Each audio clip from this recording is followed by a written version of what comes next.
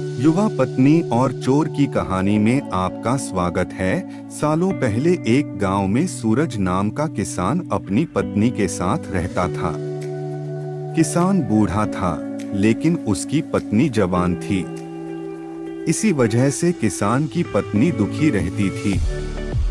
वो हमेशा अपने ही जैसे जवान पुरुष से शादी करने की चाहत मन में रखती थी। महिला के मन की बात को एक चोर समझ गया। वो रोज महिला का पीछा करने लगा। एक दिन उसने किसान की पत्नी को ठगने के विचार से उसे एक झूठी कहानी सुनाई। चोर ने कहा, सालों पहले मेरी पत्नी मुझे छोड़कर चली गई थी। अब मैं अकेला हूँ। मैं तुम्हारी सुंदरता पर मोहित हो गया हूँ और तुम्हें अपने साथ शहर ले जाना चाहता हूँ। स्त्री यह सुनते ही खुश हो गई। वो फटाफट बोली, ठीक है, मैं तुम्हारे साथ चलूंगी, लेकिन मेरे पति के पास बहुत धन है।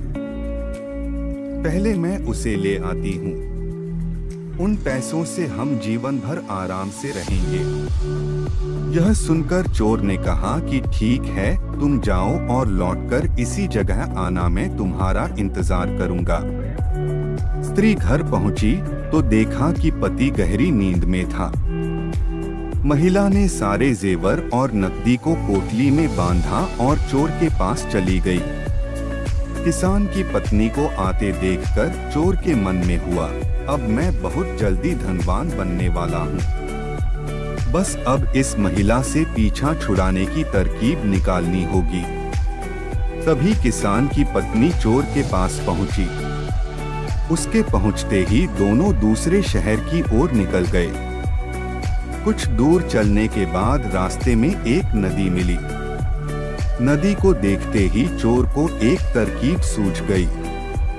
वह महिला से बोला, देखो नदी गहरी है, इसे मैं तुम्हें पार करवाऊंगा, लेकिन पहले मैं यह पोटली नदी के उस पार रखूंगा, फिर तुम्हें साथ ले जाऊंगा। स्त्री को चोर पर पूरा विश्वास था। उसने कहा, हाँ, ऐसा करना ठीक रहेगा।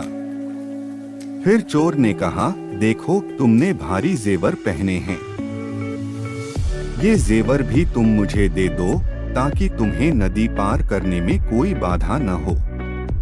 यह सुनते ही किसान की पत्नी ने अपने सारे जेवर चोर को दे दिए। पोटली में बंधा धन और महिला के जेवर लेकर चोर नदी के पार चला गया। महिला उसके लौटने का इंतजार करती रही, लेकिन वो फिर कभी लौटकर नहीं आया।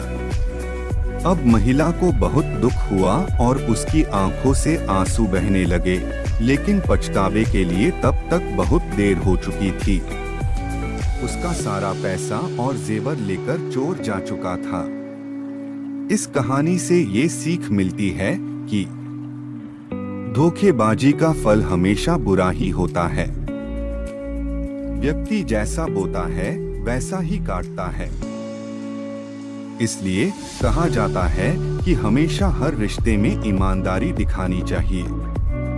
धन्यवाद दोस्तों, पूरी कहानी सुनने के लिए वीडियो को लाइक